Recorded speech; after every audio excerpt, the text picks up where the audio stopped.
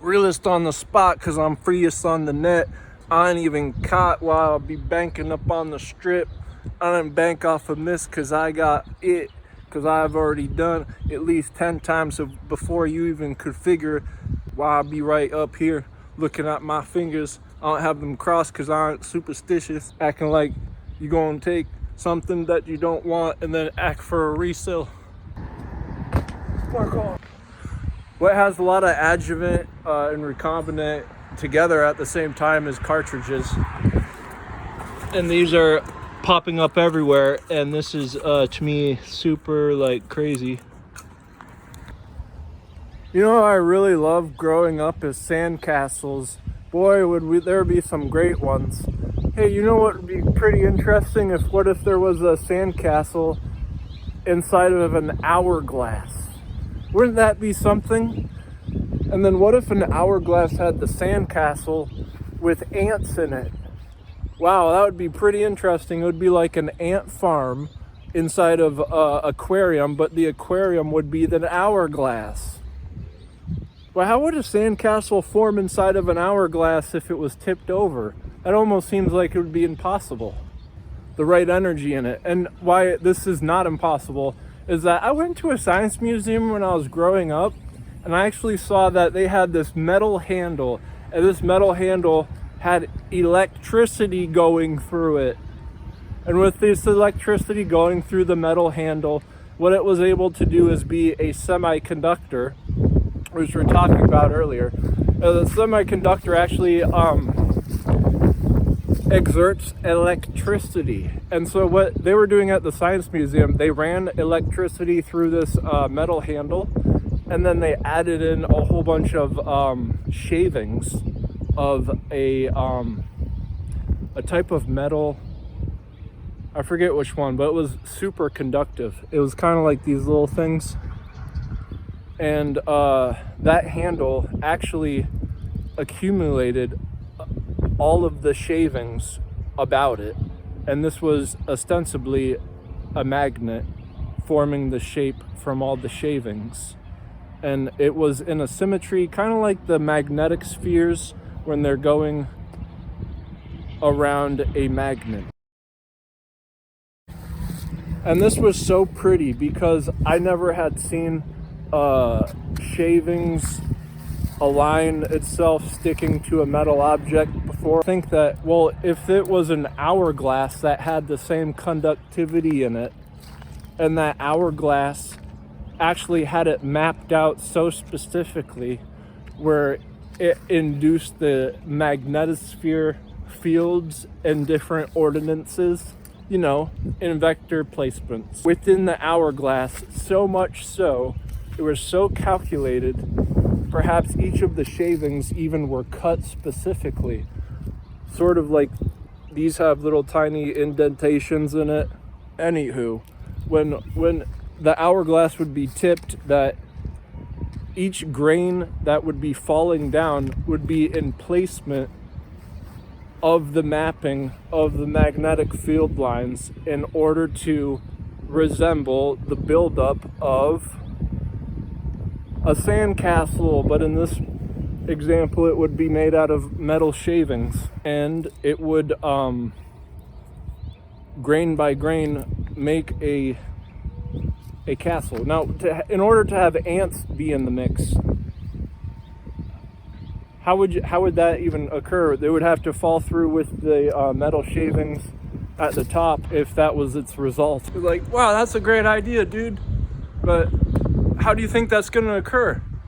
To get something somewhat close of a handle, you need to change the grip entirely.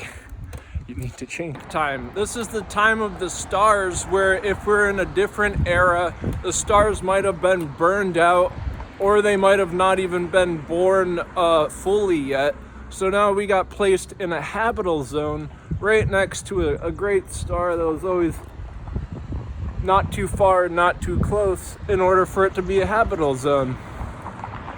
And why this is so great is that we have a fighting chance to nip it in the butt. Hello, sir. Where that's so great that we've got the sun But what's one problem that shouldn't have been, but will actually be in more of occurrence, which I don't want to get a cage rattled for, my neighbor or like a future neighbor, is this whole bug thing where it's just out of whack and it's not going away until someone can figure it out.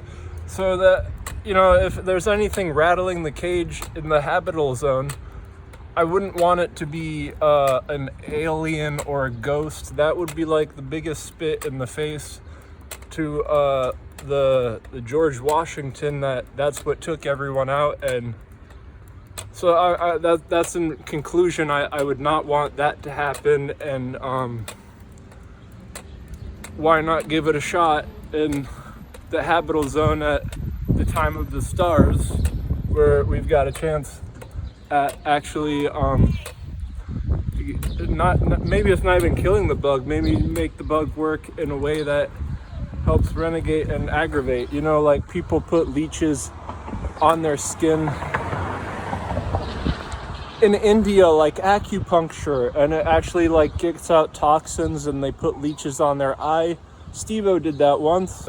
Recombinant is like more in the lines of debris for like solid state structures, and the only difference between a solid state structure and a liquid is the motion of the particles, making it different because they're more free flowing inside of a liquid.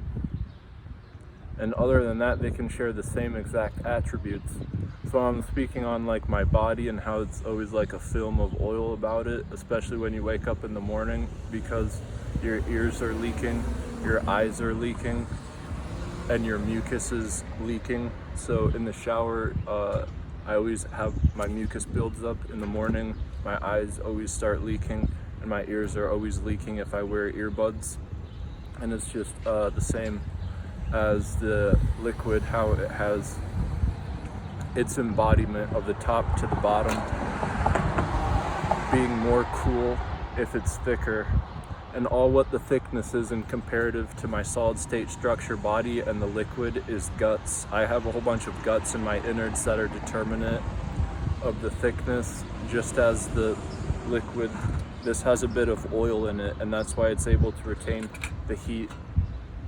And when it does retain the heat, it embodies different attributes, like curdling differently, just as my body enacts like sleepy seeds developing or boogers developing. That's what the heat embodiments when it is recirculating the liquids outside of my solid state structural body.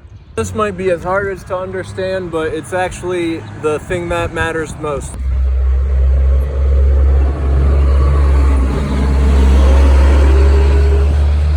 Well, I have you in these two words are going to work so well is that they've been orchestrated throughout cinema and tall tale fairy tale stories. That word is a crystal, and the other word is a semiconductor. Now that second word, semiconductor, might be a little more diverse than what we're used to, so I'm going to start with that first. A semiconductor is something where like you take a balloon and you rub it on your head, and then you see that your hair is sticking to the balloon. Well, what you've created with your body, mainly your hair, being attached to the balloon, is a system of a semiconductor. And why it's not a conductor directly is because you're part of the circuit. If someone comes around and then touches either the balloon or your hair, they're going to get a static electroshock. They would be receiving a static electroshock because you have generated a conduction and you're semi-included in it. You know that the circuits and the wires, they all run off of electricity. I said that like 4 times. Electricity, electricity, electricity.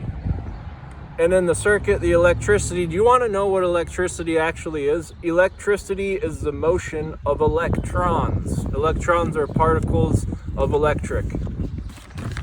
So you get your circuit, and then you're going to have your electrons in it. Alright, so the electron hole, holy smokes.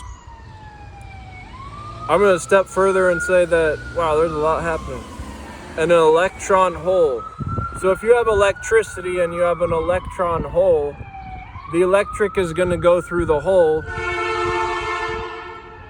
Like if you cut a wire and then it's a live wire, that's a hole for the electric to go through. Okay, you got to think abstracting this electric stuff. It's only occurring because it's inside of an embodiment. The embodiment is either a circuit or a wire. When the circuit or the wire is broken, it makes a hole for the electric to go through, and it's trying to find a semiconductor, like someone who touches a person after they've rubbed a balloon on their hair. Well, they're the semiconductor hole for the electric to go through. So let me get that briefing out of the way. The electron hole recombination requires... See, whenever I'm trying to say something important, there's always like this biggest crash of noise and wind, and it tries to make so difficult for the actual important thing to occur. I don't want to get superstitious, but it's very eerie that always happens when I'm trying to say the most important part. There's 9 times out of 10 an airplane that flies by, an alarm or a siren that goes off.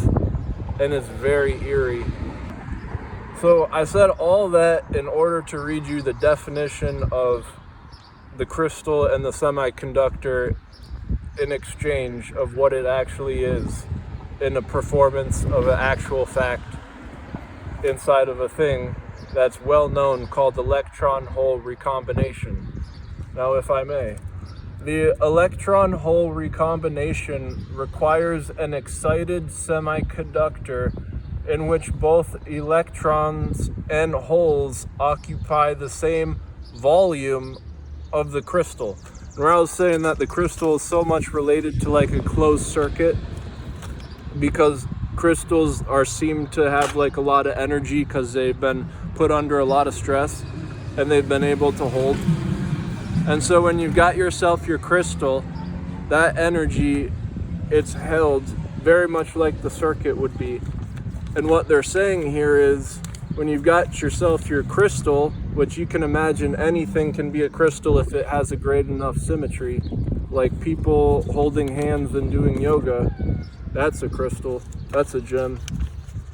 So that crystal would be allowing for the electric hole only if it has the same volume to escape through.